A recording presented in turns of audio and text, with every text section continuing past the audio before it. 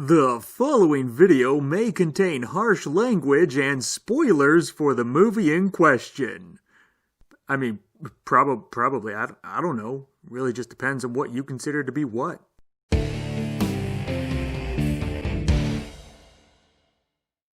Today on Movie Mac Review, we will be talking about Slasher House 2.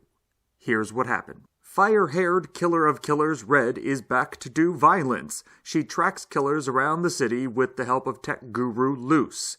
Red meets a stripper named Amber while fighting the panda mask killer named Jacob. Then there's a walking skeleton swinging a shovel, a guy with a drill hand, and little Molly Bannister who controls an army of dolls. But all are taken captive by an absolute monster of a man known as the Demon. Why? Good question.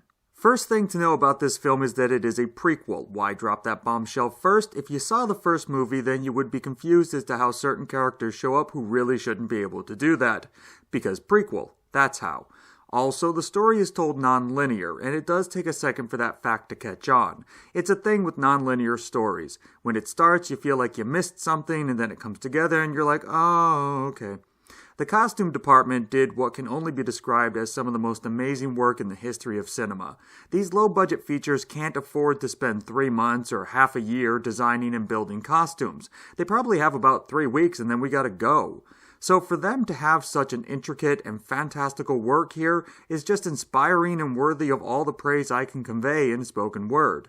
The first installment, which I guess is actually the second because prequel, but it was more horror and survival. This is more action, like the first Alien movie versus the second. The whole underground fortress with killers running about reminded me of the Resident Evil movies. The live-action ones.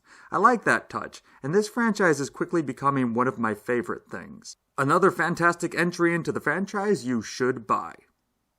Let me know what you thought of Slasher House 2, and thanks for watching.